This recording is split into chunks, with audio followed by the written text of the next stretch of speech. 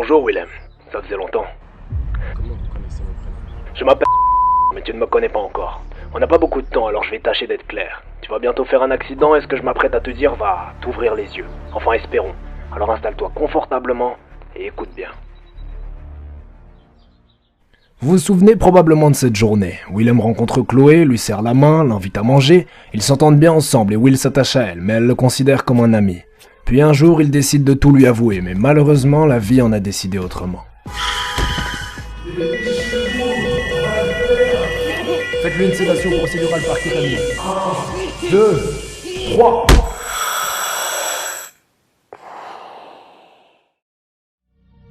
Et oui. Tu commences à comprendre? Nous voilà dans la tête de Will. À partir de maintenant, tout ce qui va se passer se déroulera sur une durée approximative de 5 mois. Vous avez eu un petit accident de voiture, ça fait 5 mois que vous êtes dans le coma. Qui s'écouleront comme tels dans la vraie vie, mais qui paraîtront beaucoup plus longs dans ce coma. Je suis plus spectateur qu'acteur. Reprenons depuis le début. Vous vous souvenez de la vidéo Comment sortir de la friendzone, bien entendu. Certes, ce n'est pas la première vidéo des 7 qui sont importantes, mais elle nous donne de gros indices. Je m'explique. Pensez à l'intrigue de cette vidéo, Comment sortir de la friendzone. Le titre est la première ligne des 7 du tableau du professeur Détaliès. Je suis le professeur Guillaume Détaliès. C'est l'une des rares questions qui est posée dans toutes ces histoires et c'est l'intrigue principale de tout l'univers de Willem. Une page d'histoire est en train de s'écrire. Avec cette question, on remonte un peu en arrière, avant l'accident lorsque Will n'était pas encore dans le coma. Le problème qui se posait devant lui est qu'il aimait une fille qu'il n'aimait pas en retour, Chloé. Bref, il était dans la friendzone. Depuis, il a été hospitalisé. Si vous avez prêté suffisamment attention aux détails, Chaque geste compte. vous saurez qu'on lui a injecté une forte dose de kétamine. Faites-lui une sédation procédurale par kétamine. La kétamine est un puissant antalgique qui sert à combattre la douleur. Elle peut notamment être utilisée après un accident grave, comme un accident de voiture par exemple, où les os de la victime peuvent être brisés et pire, toucher des organes vitaux. Afin de calmer un patient qui souffre énormément de toutes ses blessures, en général on lui fait une sédation par antalgique. Si je vous parle de la kétamine en particulier, c'est parce que celle-ci, prise en grande dose, a des effets secondaires assez particuliers. Dans le cas d'un accident vraiment grave, les doses ingérées, bien que cela soit dans un cadre médical, peuvent égaler celles d'un toxicomane. Les effets dissociatifs de la kétamine vont d'un état d'obnubilation jusqu'à la psychose paranoïde. Pour rappel, la paranoïa est un terme désignant un ensemble de troubles du caractère à type de délire, plus ou moins marqué, comportant une méfiance, Pourquoi est-ce qu'elles ont toujours un doute? un jugement faux, J'ai une confiance aveugle en mon propre jugement. une exagération de la susceptibilité et une tendance aux interprétations aboutissant à des réactions agressives. Bref, on se retrouve avec Willem dans le coma, sous kétamine et dans la friendzone avec Chloé.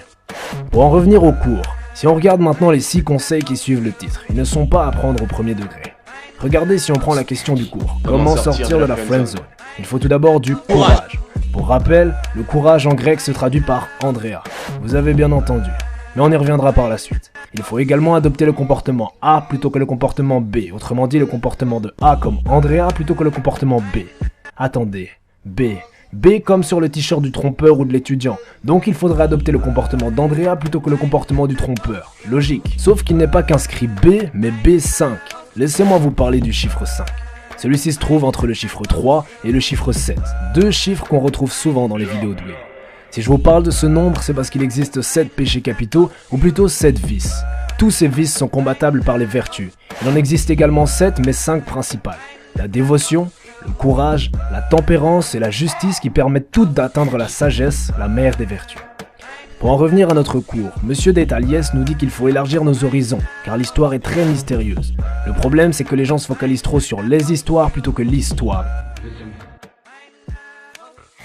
Comment sortir de la friendzone? Content de vous revoir enfin. Vous croyez mort. Ils cherchent à faire des liens entre les personnages, alors que ce n'est pas une série. Ces personnages sont indépendants mais bien du même univers. Comme si ce n'était pas assez, il rajoute que nous devons suivre notre instinct et faire preuve de franchise, ou bien que franchement il faut suivre notre instinct. Je vous l'accorde, je ne sais pas. Mais il conclura tout ça en nous disant qu'il faut lâcher prise, voir au-delà de la simple vidéo, de la simple histoire, et comprendre l'univers de Willem. Mais pour ça, il faut sortir du tableau, sortir du cadre, voir hors de la boîte, et c'est ce que j'ai fait. Donc si je résume, jusqu'à présent nous avons Will qui a fait un accident. Avant ça il a rencontré une fille dont il est amoureux et qui dans le coma est la seule qu'il rattache à la vie. Cette fille, elle est parfaite. Pour la simple et bonne raison que Chloé symbolise la vie. C'est l'amour, la passion et c'est le seul élément réel de toute cette histoire. Je connais une fille qui me plaît. C'est réel. Bref, notre cher Willem est dans le coma et donc entre la vie et la mort. Pour rester en vie, Will doit retrouver Chloé, la fille parfaite. Et pour accéder à la perfection, autrement dit à la sagesse, il faut qu'il prouve à Dieu, entre guillemets, qu'il est méritant. Comment? En affrontant ses vices les plus mauvais, en faisant appel à ses vertus. Et c'est un message aussi de motivation dans la vie de tous les jours. De motivation. Vous vous souvenez peut-être de ceci. Ça fait 5 mois que vous êtes dans le coma. C'est la seule autre vidéo qui montre le vrai Willem dans la vraie vie. On nous apprend donc qu'il a dormi 5 mois. 5 mois, 5 vices, 5 combats. Le premier combat va se réaliser entre Willem le trompeur et Andrea. Autrement dit, entre le courage et la luxure et l'orgueil, disons. Tromper n'est qu'un bonus. Il faut visualiser ça comme un univers en fait. En fait, généralement, j'ai une idée d'univers, un peu comme les Marvel. Restez attentifs parce que ça va pas être facile à suivre. Ce qui a l'air d'être évident, c'est sûrement chaud. Vous avez peut-être vu le film Split, dans lequel le schizophrène développe plusieurs personnalités à l'intérieur de lui. C'est comme si toutes ces personnalités représentaient chacune une personne et qu'elles étaient toutes assises à la même table en train de s'engueuler continuellement. Dans le film, ce groupe de personnalités, bonnes et mauvaises, se nomme la Horde. On y reviendra plus tard. Pour parler de la schizophrénie, je vais d'abord vous expliquer d'où cette idée me vient. Vous vous souvenez du procès de Margaret Everton? Cette Madame Everton était professeure de biologie et lorsqu'on se rend sur son Instagram, qui est une fausse page créée par le vrai Willem, on trouve diverses informations comme le compte de son mari, le fait qu'elle l'aime, etc. Bref, passons. Ce qui nous intéresse, c'est le lien Facebook vers le groupe de son cours de biologie. Dedans, elle explique notamment ce que je vous disais précédemment sur les antalgiques, mais elle développe également un petit biais sur la schizophrénie. Vous voyez où je veux en venir? Sans parler que tout ça est accentué par de nombreux symptômes présents dans les vidéos. Hallucinations, indifférence affective et j'en passe. On a donc une sorte de horde dans la tête de Willem dans laquelle s'opposent vice et vertu. Il n'y a donc pas de représentation personnelle de Will dans ses rêves, Moi, c'est étant donné qu'il joue à chaque fois le vice et la vertu. parce qu'il leur arrive parfois de penser que je ne suis pas celui que je prétends être. À l'exception des vidéos avec Andrea qui sont à prendre à part, il joue à chaque fois deux rôles opposés. Non, mais je suis pas d'accord. En gros, Willem n'est pas un personnage précis mais le rêve en entier, comme dans Inception où toutes les projections humaines ne sont que le fruit du subconscient du rêveur. Ainsi, on a l'inspecteur qui s'oppose au tricheur, le voleur au père, le professeur à l'élève, etc. Avant de continuer, il faut que je m'assure que vous ayez bien compris. En résumé, on est dans la tête de Will où se dresse toute une série de personnages, mais pas une série d'histoires. L'objectif principal est de détruire ses vices en faisant appel à ses vertus. Encore une fois, ce combat vice-vertu est en réalité une métaphore et exprime tout simplement une opposition entre le bien et le mal, Dieu et Satan, ou encore la vie et la mort. Si Will veut rester en vie, J'ai l'air d'avoir peur de mourir. il doit devenir un homme bon. Montrez-moi que vous êtes un homme. Selon Socrate et repris plus tard par Platon, le schéma qui se dresse devant nous est une croix. Ça ne vous rappelle pas quelque chose ? On a donc la mère des vertus au centre, la sagesse. Autour de celle-ci s'axent les 4 autres vertus qui seront représentées de manière allégorique dans les vidéos. Le courage est représenté par Andrea, et je n'évoquerai pas encore les autres personnages, mais pour ce qui est des vertus, il reste la tempérance, la justice et la piété. Maintenant que vous avez ce schéma en tête, reprenons notre histoire. Imaginez donc la horde gentille qui essaye de combattre la horde méchante. Chacune à leur tour, les vertus vont tenter de combattre les vices, en réussissant ou non, avec pour objectif de garder Will en vie afin qu'il puisse retrouver Chloé. Dans la première partie, l'art de la tromperie, qui est aussi la première vidéo sortie, Andrea, le courage, va tenter d'affronter l'orgueil et la luxure, caractérisés par Willem le trompeur. Chronologiquement parlant, Will rencontre Andrea avant Chloé, mais il connaît Chloé avant Andrea. Comment c'est possible? Tout simplement car il connaît Chloé dans la réalité. En fait, l'injection de kétamine qu'on a faite à Willem en vrai à l'hôpital va augmenter sa parano et créer une réalité alternative dans son subconscient. Son cerveau va dès lors penser qu'il a rencontré Chloé à cause d'Andrea, alors qu'en réalité il la connaît bien avant elle. En psychanalyse, on vous parlera de déplacement ou de transfert. En gros, Will mélange des éléments de sa vraie vie comme Chloé avec des éléments fictifs. Et tout ça ne peut se passer que dans le cadre d'un rêve. Vous êtes en train de me faire ça à moi? On se retrouve donc avec l'inconscience de Will qui a conscience de l'existence de Chloé, mais qui la renie car cette dernière se trouve dans sa conscience qui est actuellement dans le coma et qui laisse place à son inconscience. Vous êtes complètement fou. Bref, il rêve.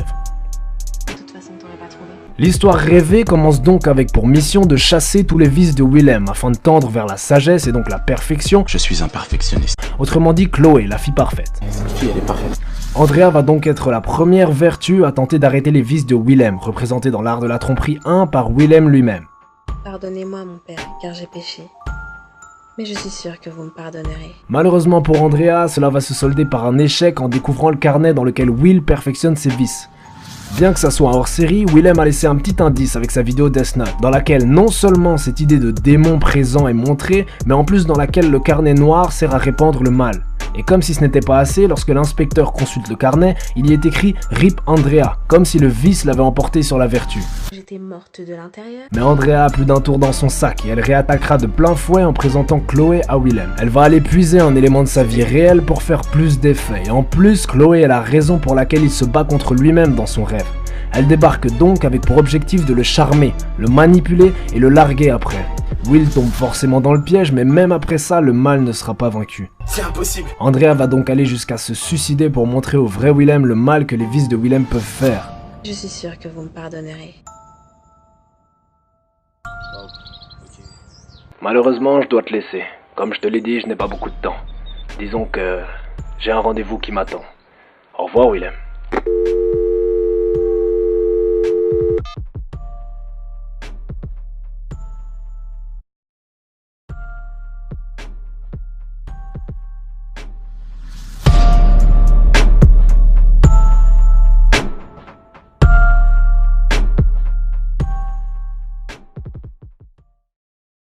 La messagerie de Chloé, je ne suis pas là pour le moment. Laissez-moi un message. Bonjour Chloé, c'est l'inspecteur.